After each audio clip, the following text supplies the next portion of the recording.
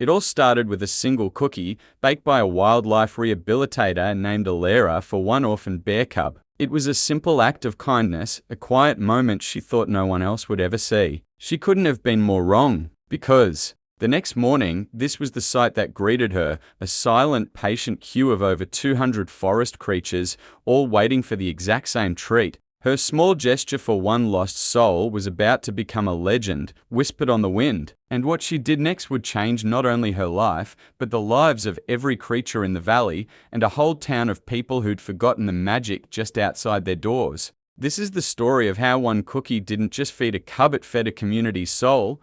Elara's life was woven into the Blackwood National Forest. Her small, moss-covered cabin wasn't just near the wilderness. It was part of it. She wasn't just a resident. She was a guardian, a woman who felt the forest's heartbeat as her own. For years, she dedicated herself to mending the broken wings and healing the wounded paws of the forest's inhabitants. Her work was quiet and solitary, and she asked for nothing in return, finding joy in seeing a creature return to the wild, whole and strong. Then one afternoon, after a nasty storm, she found him, a tiny bear cub, no bigger than a house cat, huddled under a fallen log. He was shivering, crying for a mother who would never come back. His eyes were huge with terror. Alara approached, with the slow, practiced calm that was her gift, murmuring in a low, soothing voice. It took hours, but she finally coaxed the orphan, whom she named Pip, into the warmth of her cabin. The first few days were tough. Pip was withdrawn and refused to eat, his little body tight with fear. Alara would just sit with him for hours,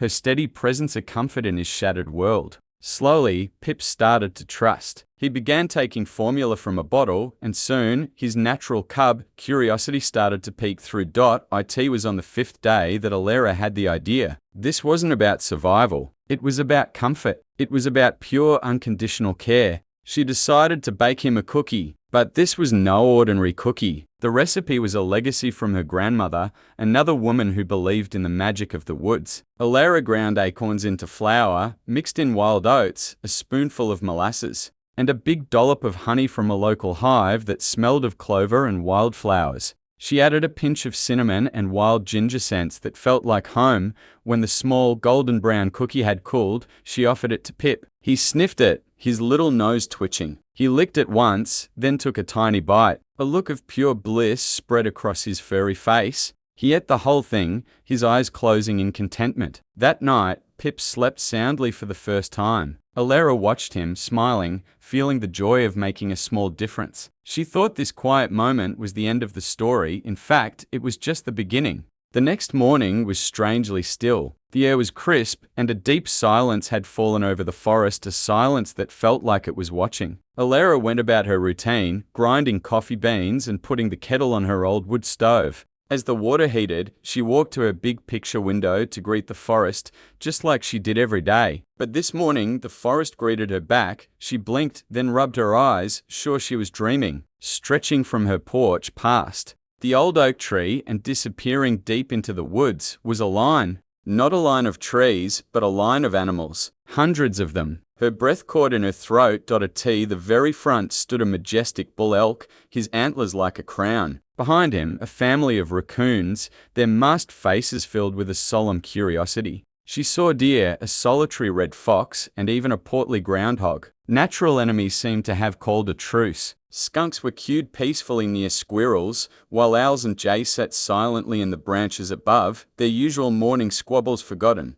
It was a scene that defied every law of nature. This peaceful assembly of predator and prey was biologically impossible, a living, breathing tapestry of the entire forest, and they were all looking right at her cabin. Her heart hammered. She slowly opened the door and stepped onto the porch. A ripple went through the line, a silent acknowledgement, but no one moved. They just watched her, their eyes filled with a quiet, powerful expectation. Her mind raced. How? She whispered. How did you all know? And then, in the patient gaze of a doe near the front, she saw it. It was the same look Pip had given her, the same hopeful trust, and she understood. They weren't there by accident. They were there for the cookie. The scent of that one special cookie, or maybe some magic baked into it, had sent a message through the forest. Panic washed over her. She looked at the immense line stretching farther than she could see. She only had 5 cookies left. Her pantry was stocked for one person, not an entire ecosystem. The sheer weight of their hope felt crushing. How could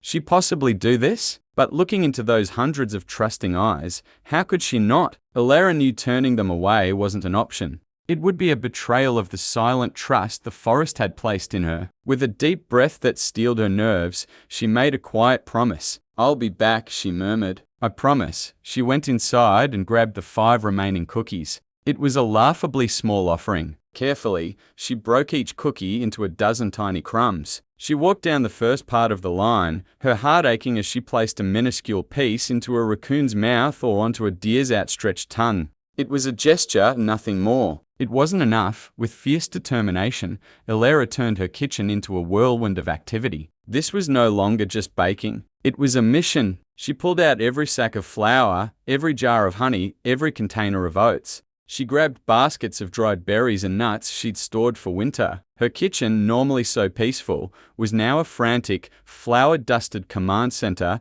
The work was brutal. She kneaded dough until her arms burned. The old stove, used to gentle simmering, now roared with constant, blazing heat. She moved in a cycle of mixing, rolling, baking, and cooling, batch after batch. Flour settled in her hair and on her eyelashes. Sweat dripped from her brow as she pulled tray after tray from the oven. All the while, the line outside waited. The sun climbed high, then began to dip, yet the queue remained, a silent vigil of hope. How had the news spread so far, so fast? Was it just the scent on the wind? Or was it something more? Something deeper? Some believe animals can share information in complex ways, but this felt different. This was a pilgrimage. It felt as though the very soul of the forest had risen to meet her kindness. This was magic, pure and simple, and Alara was at its center. Alara was just one woman against an impossible task, driven by a promise she couldn't break. If you believe in the power of kindness, subscribe to our channel to see how her incredible story unfolds. As dusk painted the sky purple and orange, Alara finally came back out. She was exhausted, her body aching, but her eyes shone with a triumphant fire.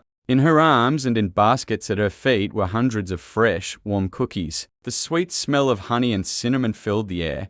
What happened next wasn't a chaotic feeding. It was a ceremony, a slow, respectful procession. One by one, each animal stepped forward. The giant elk lowered his head, taking the cookie from her palm with lips as soft as velvet. A tiny chipmunk scurried forward to accept its treat with its minuscule paws. The shy fox, which had never come so close to a human, met her gaze with intelligent, amber eyes as it took its share. It was an astonishing display. Wildlife experts know many of these animals are either territorial or predator and prey. Yet here they were, united. As she gave the last cookie to a young rabbit, emotion washed over her. Each creature before melting back into the trees seemed to pause, its eyes holding a look she could only read as gratitude. Once the last animal had vanished, Alara sank onto her porch steps, empty baskets all around her. She was drained, but her heart was full. She had kept her promise. The next morning, however, brought a harsh reality.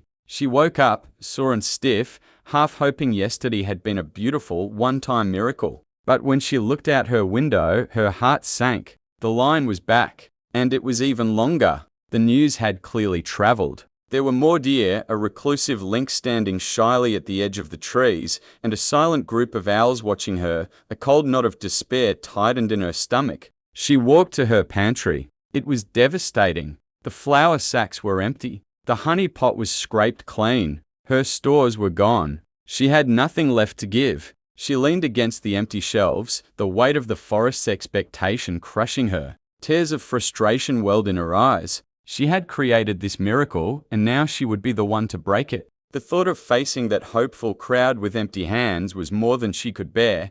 Just as Alara was gathering the courage to go outside and admit defeat, a new sound cut through the silence. It wasn't an animal. It was the rumble of a truck engine coming up her secluded driveway. She rarely had visitors. An old pickup truck stopped, and out stepped Mr. Henderson, an elderly farmer from the valley. He was a man of few words, with hands weathered by a lifetime of work. He tipped his hat. "Heard a rumor," he said, his voice a low rumble. Folks in town are calling you the animal cookie lady. Without another word, he unloaded a 50-pound sack of flour onto her porch. Before Alera could even stammer her thanks, another car pulled up. It was the town baker, Clara, her apron already dusted with flour. She carried a box filled with sugar and spices. Figured you might need more than just flour, she said, with a warm smile. Then another car arrived, and another. A family who kept bees brought jars of honey. Children came forward shyly, offering bags of nuts and berries.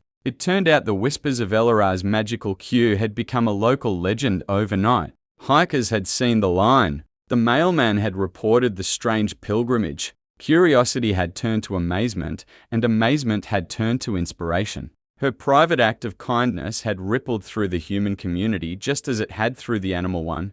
They weren't just bringing supplies. They were bringing their support, their time, and their hearts. That first delivery was only the beginning. It quickly blossomed into a full-blown community project. The men of the town, led by a retired carpenter, drew up plans and built a small, dedicated outdoor cookie kitchen next to Elara's cabin. Complete with a bigger oven and long prep tables, the work became a town ritual. A schedule was posted at the post office, and families signed up for baking duty. Teenagers worked alongside their elders, learning the special recipe. The baking was no longer Elara's solitary burden, but the town's shared joy. This incredible ripple effect hadn't just united the forest, it had reconnected the town to the wilderness. They were reminded that they weren't separate from nature, but a part of it. Now, it's important to remember that this story is a beautiful fable. In the real world, wildlife experts are very clear that you should never feed wild animals, especially human foods. It can make them sick and dangerously dependent on people.